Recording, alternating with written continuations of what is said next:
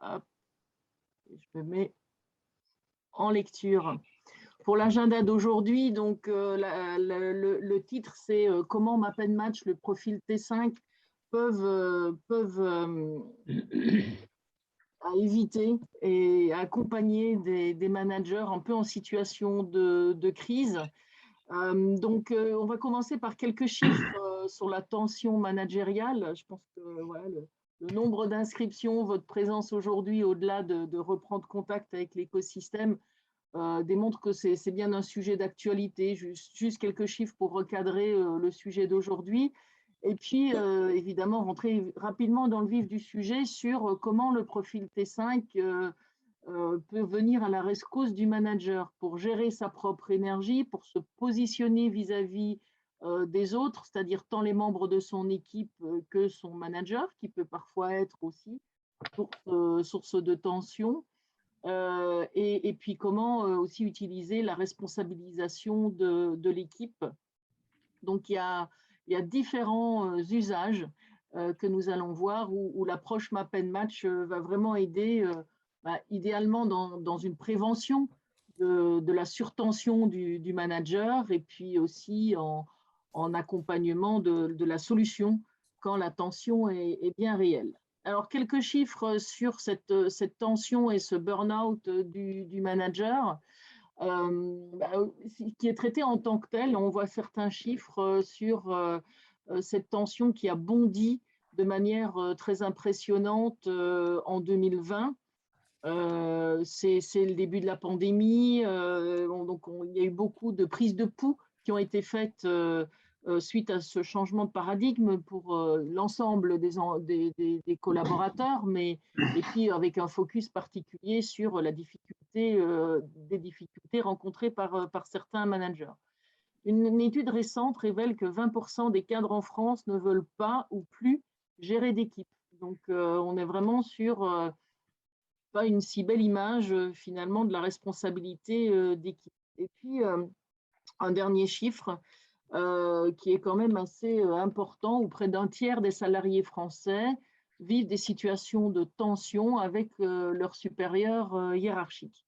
Donc on peut sentir cette tension, et j'imagine que dans vos interventions, vous êtes tous coachs et accompagnateurs de collectifs ou même d'individuels où ce sujet peut ressortir également. Vous avez, j'en suis sûre, en tête des situations de tension managériale. Donc là, c'est du ressenti de manager et quelques chiffres. Et pourquoi cette tension? Parce qu'il y a des attentes vis-à-vis des managers, et ces attentes sont en train d'évoluer. On parle du manager de demain, qui a été aussi un sujet de communication de MapNMatch, d'ailleurs, grâce à Julia. Le manager de demain, on est sur être attentif au potentiel, au talent de son équipe qui, peut-être dans une vision plus traditionnelle et plus ancienne, incombait au RH. Aujourd'hui, la palette d'intervention du manager est quand même extrêmement large. Il y a la gestion de la performance, il y a la gestion du développement, du capital humain.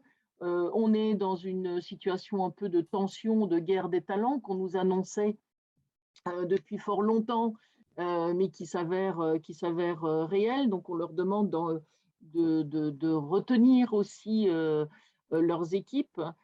Une étude de 2020 met l'accent sur la présence de plus en plus forte des soft skills dans ce qui est demandé aux managers. Donc, c'est fini l'ère de l'autoritarisme, du top-down, etc. Donc, il y a plein de nouvelles tâches et un nouvel environnement qui peuvent être source de tension pour les managers. Donc, je vous propose d'aller voir en quoi ces profils T5 et l'approche MapNMatch dans son ensemble, qu'elle soit individuelle ou collective, peut venir soulager ces tensions. Et puis, je vous inviterai à donner vos propres exemples ou interrogations au fur et à mesure des utilités que je vais évoquer. Alors, en quoi le profil T5 peut faire toute la différence? Une première chose, c'est que le point de départ de tout. Dans l'approche, c'est le profil individuel.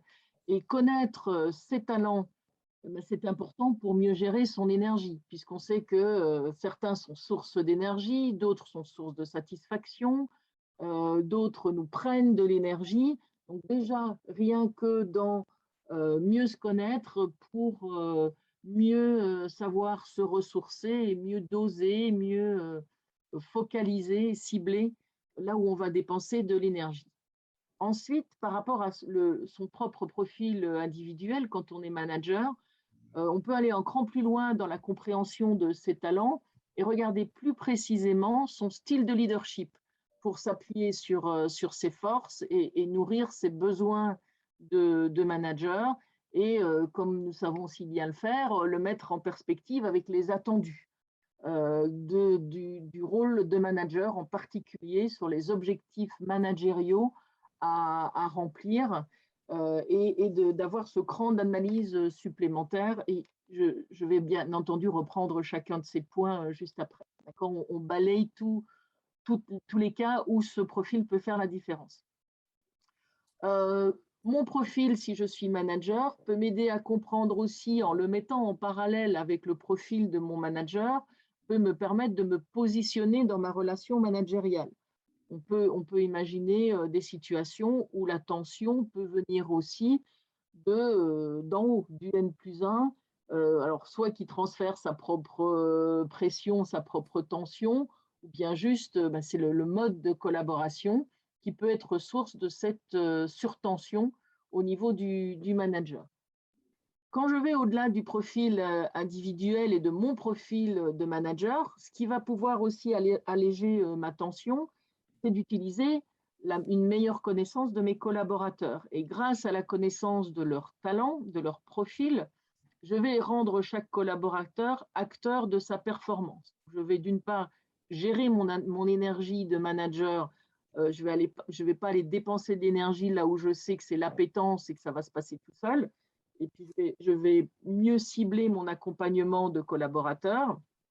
Et puis, je vais lui apprendre à gérer aussi sa propre énergie et à se responsabiliser par rapport à l'activation de ses talents.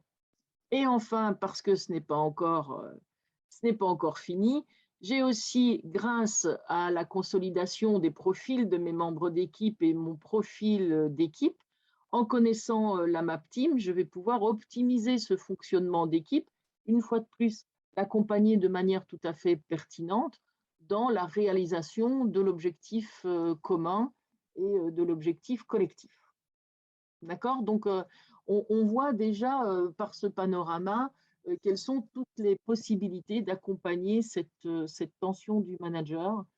Et je vais vous proposer de rentrer dans le détail dans une minute. Est-ce que vous avez des remarques ou une première réaction par rapport à ce panorama de possibilités? Je vous écoute. C'est bon pour moi.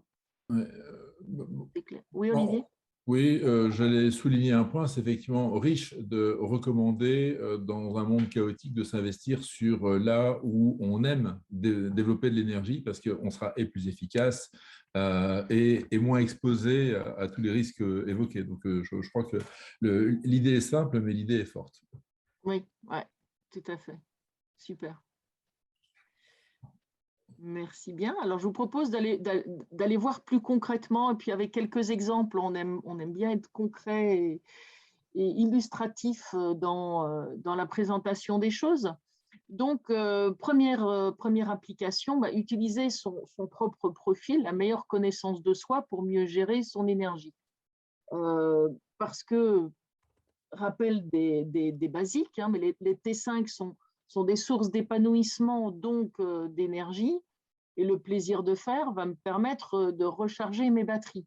Donc, en conseil au manager, à n'importe quel collaborateur, mais aujourd'hui on parle du manager, c'est comment aller se ressourcer en allant chercher des missions, des responsabilités, des projets, des sujets qui vont nous permettre d'activer ses talents. On garde à l'esprit également que les I5 sont consommateurs d'énergie et c'est pour ça qu'on aime les évoquer finalement en débrief après avoir expliqué les T5, les C5. On trouve important de mentionner les I5 sous cet angle constructif, de dire une meilleure connaissance de ce qu'il me prend de l'énergie va m'aider à trouver des mécanismes de contrepoids. Donc, comme je suis dans un rôle de manager, mes I5, je vais chercher soit à les déléguer, en tout cas à m'appuyer, si possible, sur des personnes et à collaborer avec des personnes pour qui c'est une appétence, parce que c'est la recherche d'une solution gagnant-gagnant. La personne peut activer le talent qui l'énergise, et moi, ça va m'aider à lancer la machine, ça va alimenter ce que j'ai besoin de réaliser. D'accord ? Les profils systémiques, mais c'est intéressant aussi comme bonne connaissance de soi. Les profils systémiques, pour rappel, présentent, comme sur le visuel que vous avez à l'écran, présentent des talents ADNiques, des T5, à minima dans les 4 dynamiques de la périphérie, à la fois dans l'action, à la fois dans les réflexions. Ils aiment s'impliquer dans toutes les étapes de création de valeur. Ils sont en Q1, Q2, Q3, Q4. Ils aiment cette vision de A à Z, cette vision projet. On peut observer, notamment quand ce sont des chefs d'entreprise ou des entrepreneurs qui ont ce profil systémique, le risque que ça peut comporter de vouloir dépenser de l'énergie à toutes ces phases de création de projet et de souffrir un peu du syndrome d'être partout et nulle part à la fois. D'accord ? Donc, quand on parle de burn-out, il y a quand même cette notion d'être en surtension et d'être en panne d'énergie parce qu'on en a trop dépensé. C'est dans cette optique-là qu'on en parle aujourd'hui. C'est toujours une vigilance par rapport au profil systémique. C'est toujours intéressant de soulever la question du risque de dispersion et donc parfois aussi de frustration. Oui, Laurent, merci d'utiliser, c'est une très bonne pratique, utiliser la fonction parce que du coup, j'ai le petit pop-up et je peux vous passer la parole. Merci, Laurent. À toi. Oui, une petite question sur le profil systémique. Là, tu parlais des 4 dynamiques périphériques, donc pas celle du centre, pas celle des régulateurs. Si par hasard un profil n'avait pas, avait 4 sur 5, mais une dans les régulateurs, mais pas sur l'une des 4 autres, est-ce qu'on parle aussi de profil systémique dans ces cas-là? Non, non, on ne parlera pas de profil systémique, ce sera un profil qui sera plutôt Q2, Q3, mais qui, comme il n'aura pas d'ADN dans la dimension de la prise de recul et du feedback, on ne considérera pas qu'il est systémique. D'accord. D'accord. Merci. Par contre, ça peut arriver d'avoir en plus être aussi présent dans la dynamique centrale du jaune, mais à partir du moment où l'initialisation, la réalisation, la prise de recul et la prise de hauteur comportent des T5, on peut affirmer qu'on est face au profil systémique. OK. Donc voilà, premier niveau, et j'ai envie de dire qu'on soit manager ou pas manager, dans la gestion de l'énergie et dans la gestion de ses ressources, c'est toujours une approche, une lecture du profil individuel qui est intéressant. Donc premier niveau, bien me connaître pour savoir où je vais me ressourcer, où je vais aller puiser l'énergie, où je dois m'organiser quand c'est des sujets qui m'en prennent. Deuxième opportunité grâce au profil, c'est d'utiliser mon profil pour comprendre mon style managérial. Donc, je suis toujours sur le profil individuel du manager. Je vais aller un cran plus loin dans l'analyse en disant, maintenant que j'ai compris le bouquet de talents qui est le mien, comment est-ce que je vais aller regarder ce qui peut influencer mon style managérial? Alors, vous vous rappelez que le style de leadership est toujours influencé par les T5 en général. Mais là, je suis dans le management des hommes et on sait que si on regarde le trio manager, transmetteur, coach, j'ai de grandes chances d'être face à un manager qui a cette appétence naturelle pour le management des hommes. Pour rappel, le manager, il aime articuler les objectifs, susciter l'engagement autour d'un projet Il va définir les rôles, les responsabilités dans la phase de pilotage pour engager la réalisation des membres de l'équipe. Le transmetteur va s'assurer de passer le relais de connaissances et de savoir-faire pour permettre aux membres de l'équipe de réaliser, et il va assurer la pérennité du système. Et le coach prend plaisir à accompagner, encourager, voire challenger les autres pour les développer. Donc, on est sur des talents clés du management des hommes. Donc, combinaison de T5, on a une vraie appétence pour ça. Irritant, voire cumulé, irritant dans les 3 talents, c'est un warning intéressant. Parce que vous allez souvent vous trouver face à des managers qui ont dit, bah oui, moi je suis manager d'équipe, mais parce que j'en ai besoin dans mon développement de carrière, ou parce que c'est la seule possibilité d'évoluer dans cette boîte que j'aime tant, des choses comme ça.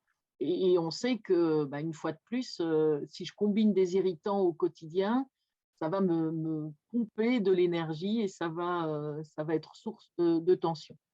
Donc, un trio intéressant à regarder. L'absence de ces 3 talents, donc quand il n'y a pas, on est en zone neutre, hein, on n'est ni T5 ni I5, voilà, ils ne sont pas présents ces trois talents, mais par contre, il y a de l'appétence ADNique dans le finisseur réalisateur, comme dans l'exemple que je vous mets à l'écran. Là, c'est intéressant de soulever la question du risque de micromanagement et de la difficulté à déléguer et à lâcher prise. Pourquoi?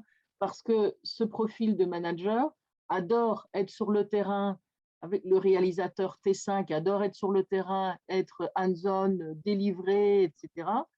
Et dans le profil qu'on a sous les yeux, en plus, une forte dimension également de finisseur qui cherche l'excellence dans le détail, etc. Donc là, on a un profil de manager, et je l'ai pris d'un cas réel d'un manager que j'ai eu l'occasion de débriefer, qui dit oui, effectivement, j'aime tellement être sur le terrain et je suis tellement exigeant que j'ai du mal à trouver que ce que font les membres de mon équipe est aussi bien que ce que j'aurais fait moi-même. Donc là, ça peut être quelque chose d'intéressant à creuser, et donc ça peut être une source de tension et de frustration pour le manager d'être toujours dans cette autodiscipline du lâcher-prise en disant non, mais c'est pas moi qui dois tout faire, et puis je dois accepter que ça ne soit pas aussi bien fait que si c'était moi-même. D'accord? Donc là aussi, on peut avoir un petit indice, en tout cas une question à soulever. Et de manière générale, un irritant décideur peut mettre un manager en difficulté s'il a seul la responsabilité de trancher et d'arbitrer, par exemple. Et là, c'est intéressant de voir évidemment le profil de l'équipe en dessous. Si on n'a aucun décideur dans l'équipe ou très peu, et que le manager est lui-même irritant décideur, mais ça peut le mettre en difficulté et en surconsommation d'énergie d'être le seul à devoir trancher, par exemple.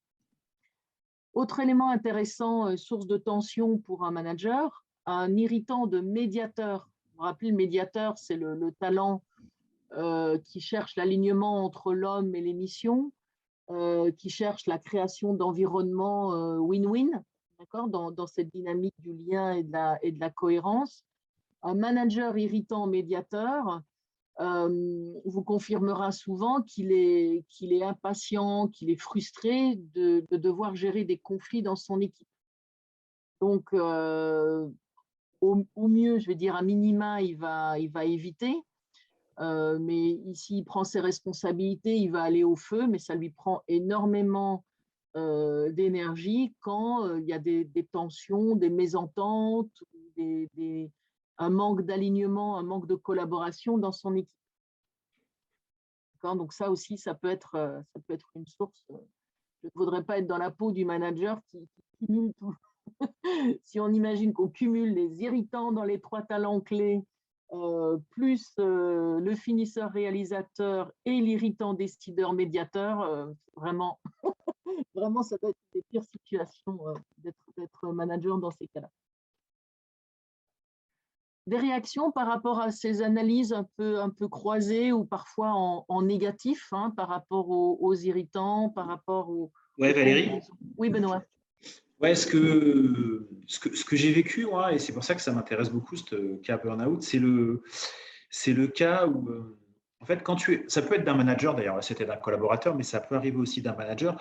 Quand tu es dans des environnements très impliqués, où les gens sont très impliqués par rapport à la mission, par rapport aux valeurs, par rapport au projet, donc voilà, dans des environnements, que ce soit projet ou entrepreneurial, et en ressources contraintes, tu te retrouves parfois à réaliser sur tes irritants.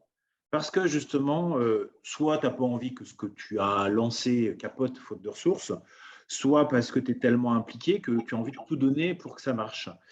Et en fait, les personnes elles-mêmes, et moi en tant que manager, c'est très difficile, je trouve, quand les gens sont extrêmement motivés, impliqués, de détecter qu'ils se mettent eux-mêmes en situation de burn-out, c'est-à-dire c'est eux qui se contraignent par leur envie de faire à faire ce qu'ils n'aiment pas faire. Moi, je l'ai vécu avec beaucoup de perplexité en me demandant bien ce qui pouvait se passer. Et je trouve que c'est une situation qui est extrêmement dure à détecter. Je me permets juste d'intervenir par rapport à ça, ce que tu dis, Benoît, et je partage complètement. Moi, s'il y a un mot qui m'a fait basculer dans l'univers Map&Match et d'Expert 5A en général, quand j'ai rencontré Chantal il y a un certain temps, c'est le mot suradaptation. Pourquoi? Parce qu'on a besoin de s'adapter. Je veux dire, c'est la clé de tout individu dans son écosystème. La limite, c'est de se suradapter. Et justement, le burn-out arrive quand tu es en suradaptation. Donc, quand tu sens que c'est trop, parce que tu es trop sur TI5 et passé sur TT5, quand tu es avec des personnes surengagées, tout ce que tu dis, c'est là où ça tire. C'est très intéressant. Tout à fait.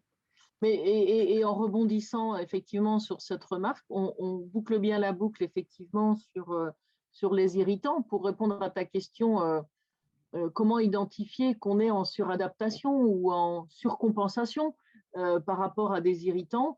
Ça peut commencer par identifier ces irritants en question et effectivement les mettre en regard de ce qui est demandé ou de ce qui est délivré ou de l'activité du moment, en disant c'est donc pour ça que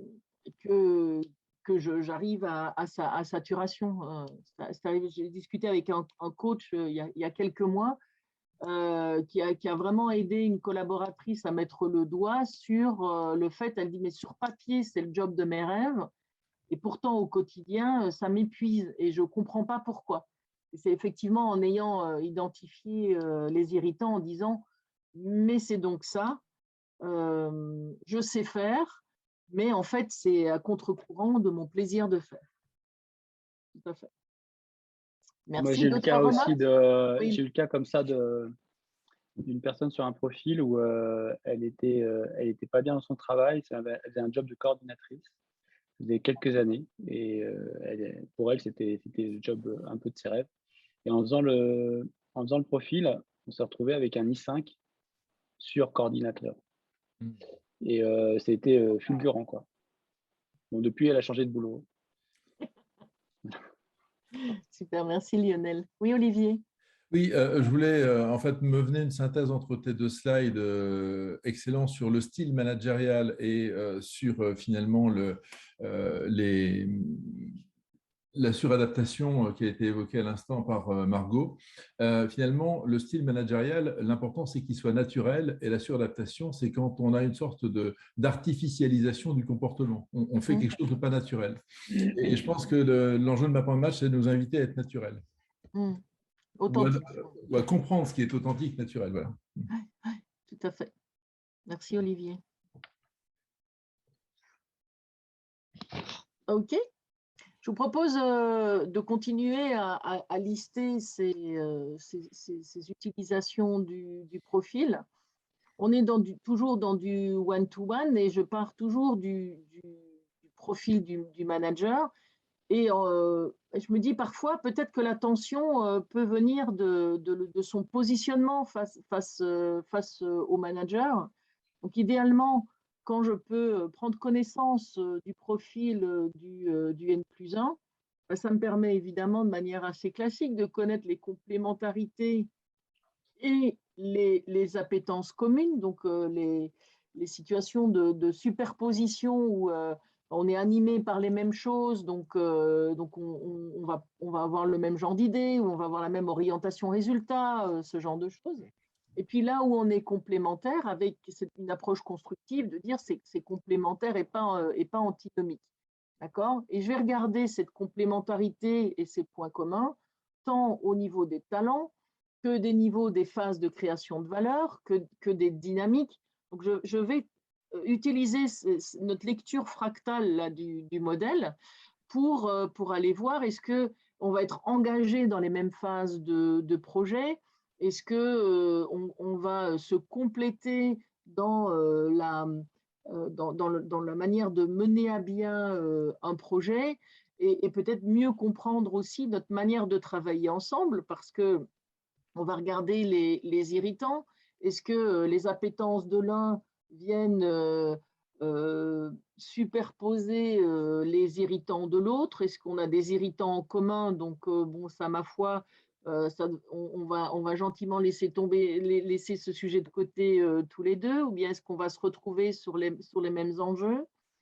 Et puis, toujours, ce sur quoi on attire l'attention dans la collaboration, c'est la combinaison des triangles, puisque c'est la manière de raisonner, qu'on ait la même manière de raisonner, où ça va peut-être être plus facile de se comprendre parce qu'on va avoir la même approche, mais on aura envie de l'enrichir par les autres dimensions, ou bien on a des manières de raisonner complètement différentes, et là aussi, on peut avoir la démarche de le voir de manière constructive, de manière complémentaire, et pas de manière conflictuelle.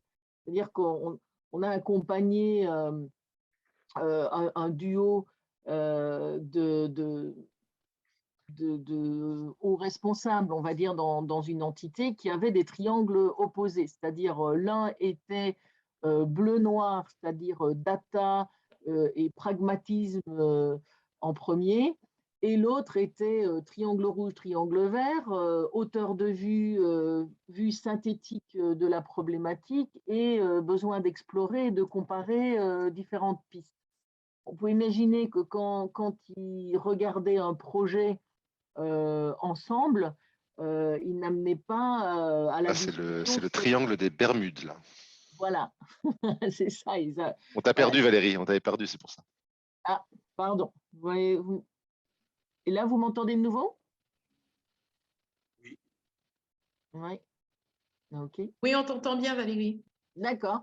Donc, je ne sais pas où vous m'avez perdu, mais je donnais cet exemple où des triangles opposés, quand on travaille ensemble à trouver une même solution, peuvent être vus comme un complément de vue, plutôt que de dire mais on ne se comprend pas, toi tu regardes le high level et toi tu vas dans le détail. Et c'est intéressant de le voir en complémentarité. Quand on accompagne, les membres d'une équipe avec leur manager, on peut dire aussi, si je connais la manière de raisonner de mon manager, je vais lui présenter ce dont il a besoin pour prendre une décision. Si je sais que mon manager est pragmatique et aime les chiffres pour baser ses décisions, je vais lui apporter une approche pragmatique avec des chiffres et je vais faciliter la prise de décision. Et parfois, c'est ça qui peut être source de tension aussi. On ne se comprend pas sur la manière de prendre une décision. D'accord? Donc, mon positionnement par rapport à mon manager, grâce à une meilleure connaissance de notre mode de fonctionnement à tous les deux, peut aussi être un des outils pour diminuer ce niveau de tension. Enfin, le manager, c'est managé par les T5 pour responsabiliser ses collaborateurs.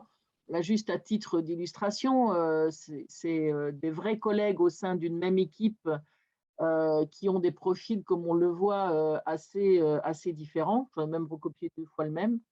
Donc, ça, c'est pas si différent. Mais les trois premiers en haut, les 2 de gauche et en haut à droite sont 3 profils d'une même équipe.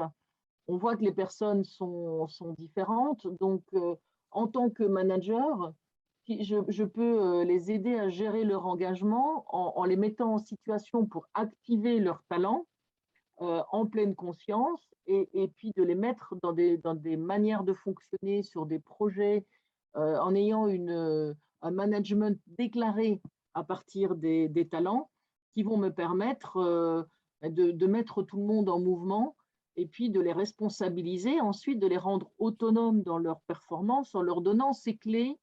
Et puis je reviens du coup à mon premier slide, hein, avec une meilleure connaissance de soi, comment je vais chercher des projets, des missions qui m'énergisent et comment je mets en place des mécanismes d'autocorrection si on me demande d'activer mes irritants, etc.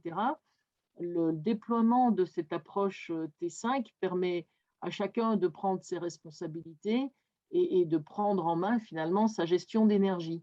Qui va, pour l'objet de notre discussion d'aujourd'hui, qui va aider le manager à descendre aussi un peu en pression de manière ouverte, rendant les collaborateurs autonomes sur la gestion de leur énergie, finalement, avec cette gestion des talents explicite.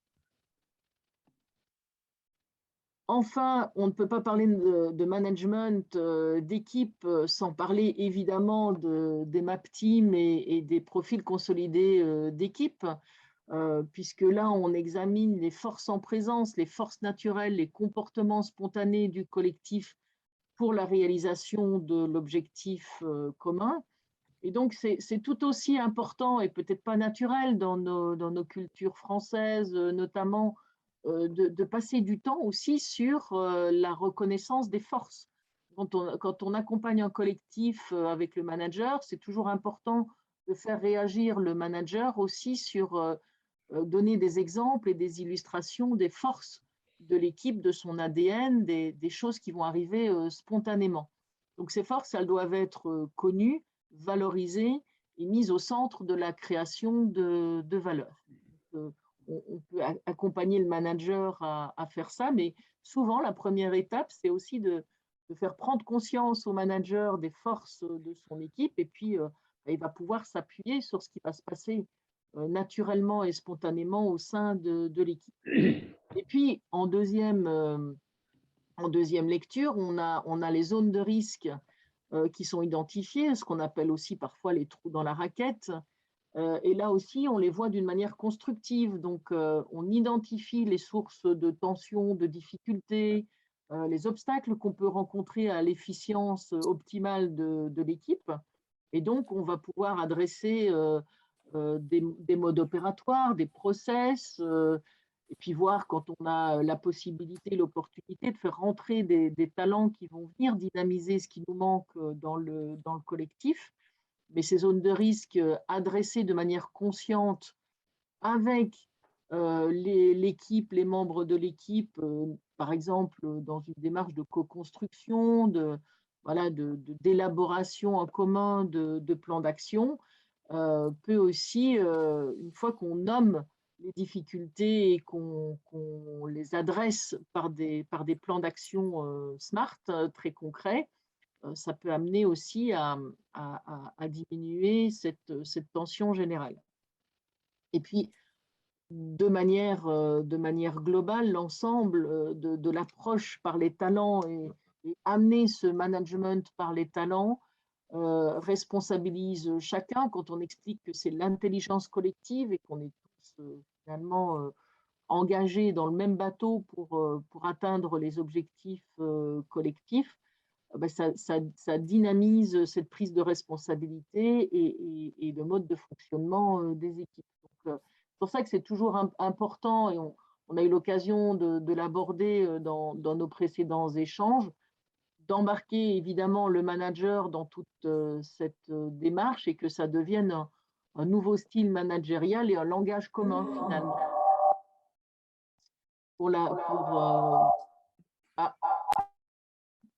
Ouais, il y avait un petit peu d'écho. Ok, donc là, on a fait le panorama des différentes utilisations que vous connaissez sous l'angle particulier de comment ces différentes analyses et ces différents points de vue peuvent alimenter cette discussion sur aider un manager sous tension. Qu'est-ce que vous en pensez? Est-ce que vous avez des remarques? Oui. Ce qui est difficile par rapport à ce que tu présentes, Valérie, c'est justement là, on a une équipe qui se complète parfaitement. Non, c'est la gestion des zones de risque, justement, quand on a des trous. Hein. Quand on a une équipe petite qui ne se déploie pas partout, et le fait d'essayer malgré tout, faute de ressources, qu'à peu près toutes les fonctions soient couvertes, c'est là où je trouve que c'est difficile parce que c'est là où on peut créer des tensions, en tout cas, qui ne sont pas toujours synonymes de burn-out, mais qui sont pas forcément à juste gérer par le process et la bonne connaissance du fait que chacun se déploie dans des zones où il n'est pas forcément beaucoup de plaisir à le faire, etc. Oui. Oui, je suis d'accord avec toi. Ce qu'on évoque ici, c'est déjà d'une part la prise de conscience, déjà de nommer les choses et d'en prendre conscience. Et si je le regarde sous l'angle de comment est-ce que ça peut alléger la tension du manager, c'est déjà d'en faire un problème commun et d'embarquer tout le monde sur le sujet, plutôt que de garder seul sur ses épaules la responsabilité du bon fonctionnement de l'équipe. On est effectivement, on est bien sur déjà cette approche-là. Ouais. D'autres réactions? Mais si je peux me permettre un deuxième commentaire, Oui, bien sûr. Cette conception du manager qui justement n'a pas à porter tout sur ses épaules nécessairement pour le bon fonctionnement de l'équipe. Moi, ça m'intéresserait d'avoir le point de vue de divers professionnels, coachs et RH là, qui sont autour. C'est que moi, j'ai été souvent très surpris par la dimension culturelle et les attentes vis-à-vis du manager, y compris sur des jeunes. Hein. J'ai toujours fait travailler des populations qui avaient 30 ans, grosso modo, en moyenne d'âge. Et en fait, je ne m'attendais pas à avoir cette représentation culturelle du manager comme celui qui, d'une manière top-down, vient d'en haut, décide et doit assumer. Et des vraies difficultés, même sur des populations jeunes, à faire adhérer finalement, certains, pas tous, à ce type de démarche justement de résolution par l'équipe, du fonctionnement de l'équipe. Alors moi, je peux peut-être réagir, Benoît. Moi, je suis coach, j'accompagne essentiellement des managers et une partie des accompagnements que j'ai fait ou que je fais, c'est sur des populations de primo-managers, donc des personnes qui ont, allez, on va dire 30, 32 ans. Et j'ai envie de dire, ils ne sont pas forcément très différents des managers plus expérimentés. C'est-à-dire que la personnalité rentre vraiment en œuvre. Il y en a qui, au contraire, voient ça comme un collectif, d'autres qui ont au contraire cette pression dont tu parles, qui est « oh là là, je deviens manager, tout pèse sur mes épaules ». Je crois que ce que je constate surtout moi aujourd'hui, c'est effectivement le fait que certaines boîtes ont en tête d'accompagner ces primo-managers. Et j'ai envie de dire, plus on prendra le sujet tôt de la part des boîtes, moins on aura ces personnes qui ont aujourd'hui 40-45 et qui disent en fait, je n'ai plus du tout envie de manager en fait. Ouais. Donc voilà, je ne réponds pas complètement à ta question, mais en fait, je ne peux pas en tirer complètement de conclusion en fait. Et MapNmatch est très certainement, enfin moi, merci Valérie vraiment pour cette présentation parce que je vois précisément l'usage que je vais pouvoir faire de MapNmatch avec des managers, qu'ils soient ou non en situation de tension. Mais je suis d'accord avec toi sur le fait que c'est à la fois une prise de conscience bienvenue, notamment sur ce sujet des irritants qui pour moi est extrêmement précieux. Et peut-être, du coup, la possibilité de poser ce diagnostic et de l'emmener ensuite aux décideurs. Oui, tout à fait. Olivier, tu levais la main? Oui, je voulais aussi apporter un éclairage complémentaire à la question de Benoît, qui est le fait que la plupart du temps, on se piège dans les relations managériales, tant entre manager et manager, dans un schéma d'analyse transactionnelle, hein, très connu, qui est le côté parent-enfant. Effectivement, le manager qui le devient, eh bien, il a tendance à se mettre dans une posture de parent et le manager dans une posture d'enfant. Quand on se piège là-dedans, rien n'est possible parce qu'on attend des choses extrêmes l'un de l'autre et surtout, on n'est pas très adulte par rapport à des sujets complexes, de l'incertitude, etc. Et quand on arrive à se mettre dans une relation adulte-adulte, où on dit, ben voilà, ensemble, on fait face aux mêmes réalités, on doit prendre des décisions, et il y a tout un champ de la co-responsabilisation qui intervient, et là aussi, Map on Match, je pense, est très éclairant, dans la mesure où tout le schéma de réalité, on n'a jamais tous les talents du monde, on n'a jamais toutes les capacités du monde, et parfois, une équipe attend ça de son manager, d'être absolument parfait sous tous les plans, et personne ne l'est. Et donc, là, en fait, ça permet de comprendre cette géographie des talents qui nous anime tous et du coup de prendre ça comme un champ de réalité qui devient un champ de discussion. Oui, tout à fait. Super, oui, oui, très, très, très pertinent. Merci Olivier, effectivement. Et pour ceux qui l'ont pratiqué en atelier d'équipe, Norma, si tu peux y ajouter ton expérience récente volontiers. Moi, j'ai vu en atelier d'équipe des équipes qui se retournaient avec des yeux comme des soucoupes vers leur manager en disant non mais ça c'est un irritant pour toi parce qu'on te le voit le faire tous les jours avec le sourire, et qui était d'ailleurs un irritant décideur en l'occurrence. C'était une équipe de start-up. La fondatrice a un irritant décideur et son équipe est tombée des nues en voyant que c'était un irritant pour elle. Et elle dit, mais oui, je le fais parce qu'il faut, mais je n'ai pas créé ma boîte pour être Dieu le Père qui a le dernier mot. Donc, you welcome de prendre vos responsabilités, de prendre vos décisions, etc. Donc, c'est vrai que c'est très intéressant de parfois redistribuer les cartes, comme tu le disais, Olivier, et d'être d'adulte à adulte, plutôt que de se dire, ah bon, ben oui, bon, ça paraît naturel, donc automatiquement, je m'attends à ce que mon manager prenne toutes les décisions, alors que c'était un irritant pour elle. Donc, on a une discussion derrière qui a une prise de conscience, une discussion hyper intéressante derrière sur la répartition de la prise de décision. En fait, c'est tout à fait intéressant. En effet, typiquement par rapport à mon expérience d'un séminaire managérial en septembre d'une société qui est en plein développement et croissance et qui est en train de constituer son équipe de comité de direction et une équipe réellement de vente et de RH. Et en fait, bon, l'équipe de comité de direction qui sont en train de constituer, c'est une magnifique équipe. Et en fait, ils ont vraiment vu, c'était génial parce que ensemble, ils étaient dans le Q1, Q2, Q3, ils étaient très, très bien ensemble. Et en fait, ça a permis, par rapport à la constitution et les responsabilités de cette équipe, de vraiment, finalement, ce qu'ils avaient envie, le PDG, le dirigeant fondateur, ce qu'il avait envie de confier à chacun, ça l'a confirmé par rapport aux responsabilités confiées à tout un chacun. Et en même temps, ce qui était incroyable, c'est que ça les a empowerés. Tout un chacun a vraiment pris cette fonction à cœur. Et c'était assez rigolo parce que comme il y a eu une nouvelle personne qui est arrivée, qui a eu son test des talents, les autres avant lui avaient dit plein de choses. Et il se trouve, elle était plus dans le domaine des RH et elle avait envie de faire de la vente.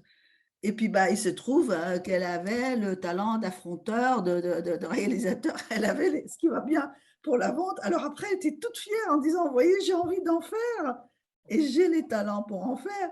Et puis, l'autre truc qui était incroyable, c'est que quand on mettait toute l'équipe ensemble, soit tous, ils avaient l'irritant encore, ils cochaient toutes les cases. Et puis, soit tous, ils avaient l'irritant coordinateur. Il n'y avait aucun, ni T5, ni C5, rien dans le coordinateur.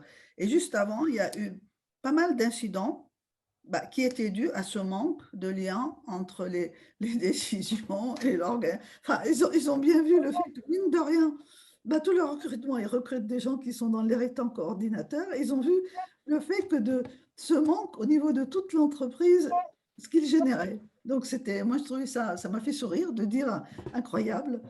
Tous, ils ont l'irritant du dirigeant. Et ce qui est intéressant, effectivement, Norma, c'est que ton exemple confirme le fait que montrer, partager les complémentarités des uns et des autres, les anime, les énergise et tu as utilisé le mot d'empowerment, mais c'est vrai que c'est super efficace. Donc, Et en fait, bon, j'ai bien fait le jeu de le who's et au début de montrer, de les faire deviner, etc., etc. Bon, au début, les premiers trucs, ils devinaient bien, ils ne devinaient pas bien, mais après, ils ont pigé, ils devinaient. Et ça a été pour eux, ça les a beaucoup, beaucoup amusés. C'était assez sympa ce moment de devinette. Et ça a fait que ça a ancré plus la connaissance des uns et des autres. Oui, tout à fait. Et puis finalement, la collaboration et par la meilleure connaissance des uns et des autres aussi. Oui, oui, et après, chacun a bâti son plan. Enfin, disons, après, je leur ai fait un atelier qui n'avait rien à voir avec Mathématch, mais c'était basé sur tout un travail avec Mathématch. Et derrière, l'atelier de collaboration a eu des résultats très intéressants qu'ils ont poursuivis. Donc, oui, en efficacité. Patrick, j'avais l'impression que tu voulais ajouter quelque chose? Oui, je t'ai écouté avec attention et comme je suis encore assez novice dans l'outil, j'absorbe. Mais ma réaction, c'est que je trouve l'outil très pertinent pour adresser un aspect du burn-out ou des surtensions entreprises qui est lié au fait que les gens ne se connaissent pas eux-mêmes, ne se connaissent pas entre eux. Ensuite, ne connaissent pas leur triangle réciproque et ne cherchent à faire aucun effort pour aller, je sais que tu aimes le détail, mais moi, j'aime pas les détails et je reste sur mon terrain de jeu. Et donc, personne ne fait d'effort pour aller l'un vers l'autre. Et je ne vais pas essayer de mettre un collaborateur sur un de ces T5 parce que d'abord, je ne les connais pas et puis je ne veux pas faire l'effort. Et donc, du coup, on a toute cette incompréhension et cette non-partage, non-solidarité, je dirais. Donc, pour moi, effectivement, l'outil permet d'adresser tout ceci et de réduire les tensions qui viennent de ça. Maintenant, j'ai quand même le sentiment que la situation qu'on vit actuellement, notamment depuis 1 an et demi, sur cette augmentation des burn-out, etc., j'avancerai d'abord vis-à-vis des entreprises une réflexion sur où est-ce que vous en êtes dans vos injonctions contradictoires. Est-ce que vous mettez les clients first ou people first? Comment vous jouez là-dessus? Est-ce que vous privilégiez le business ou le bien-être de vos collaborateurs? Ensuite, être conscient que toutes les entreprises sont quand même dans une période de transition sur les nouveaux modes de travail, etc. Du coup, nouvelle posture managériale que les managers ont besoin de découvrir, d'apprendre et d'avoir envie aussi de se mettre. Et enfin, une grande partie du burn-out vient pas seulement du stress, mais que les gens ne récupèrent pas. Enfin, les gens ne dorment pas assez, se nourrissent n'importe quoi, ne font pas assez d'exercices, ne perdent leur relation. Enfin, tu vois, tous ces éléments qui sont des énergies de récupération ne viennent pas. Donc, je trouverais dangereux d'avancer d'abord l'outil sans avoir avant discuté avec le client, mais où est-ce que vous en êtes sur cette transition, sur ces injonctions contradictoires, sur cette vitalité ou oscillation vitale quand vos collaborateurs, est-ce que vous êtes sûr que vos collaborateurs, bon, ils ont un équilibre, un bien-être, je dirais, physique, émotionnel, mental, spirituel qui est sain avant de rentrer dans ces fondamentaux, qui sont très pertinents, hein, mais oui, je suis d'accord. je ne s'adresserait pas d'abord par ça. Oui. Non, non, je suis assez d'accord. Bon, on a volontairement grossi le trait du titre de la discussion parce que on voulait parler des tensions du manager, mais on est tout à fait d'accord que le burn-out, il y a d'autres causes que tu as tout à fait pertinemment listées et que c'est un tout. On est tout à fait d'accord.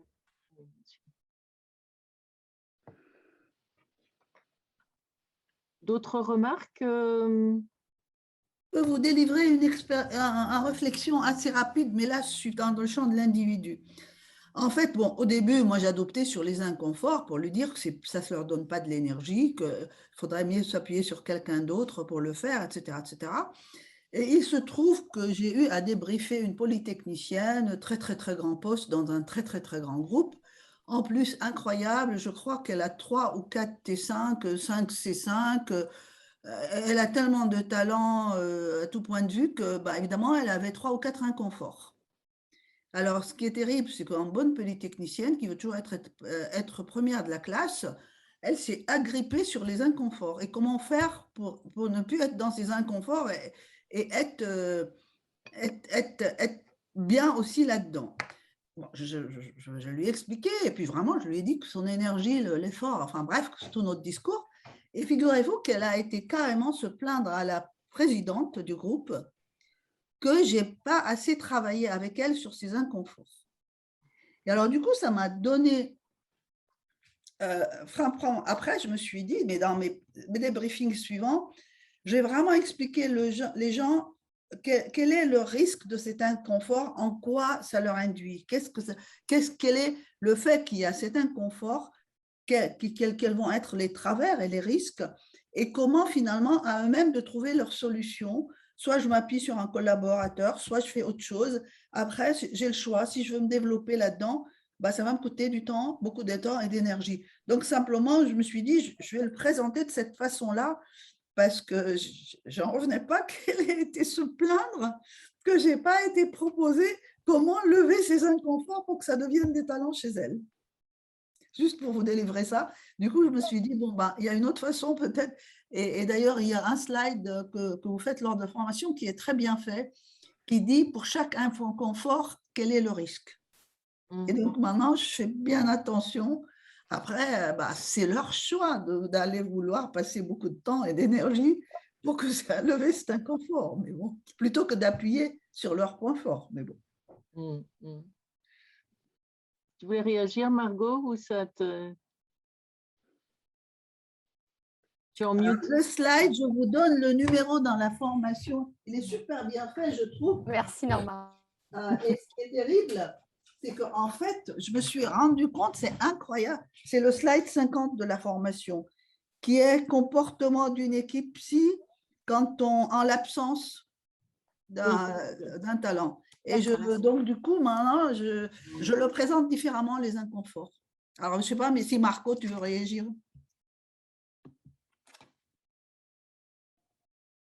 Voilà, c'est le numéro 50, le slide 50. Merci. Pour ceux qui ont fait la formation. Ouais, excusez-moi, j'étais en mute. Ce que je voulais dire, c'est que les inconforts, c'est une richesse, justement parce que c'est ce qui évite et ce qui met en garde sur la suradaptation. Et moi, je donne toujours comme exemple d'inconfort un jour où, comme une idiote, j'étais débriefé le DG d'une boîte de 440 et je n'avais pas regardé son LinkedIn. Et il avait un inconfort avaliseur, ce monsieur. Et donc, les T5, les C5, et je passe sur les I5. Et là, je lui dis, ben, vous voyez, par exemple, tout ce qui est analyse, tout ce qui est décortiquer des choses, tout ce qui est justement être dans l'analyse détaillée, la prise du recul et de pouvoir à partir de là faire votre propre avis pour apporter du feedback, c'est quelque chose que vous ne faites pas spontanément ou qui ne vous nourrit pas.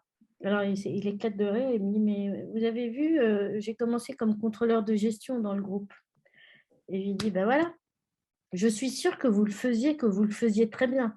Sauf que si vous aviez eu un T5 avaliseur, vous auriez fini aujourd'hui comme directeur financier du groupe et non comme directeur général. Et dès que vous avez pu, vous êtes parti sur l'opérationnel et être devenu manager de BU, etc., jusqu'à prendre la direction générale du groupe.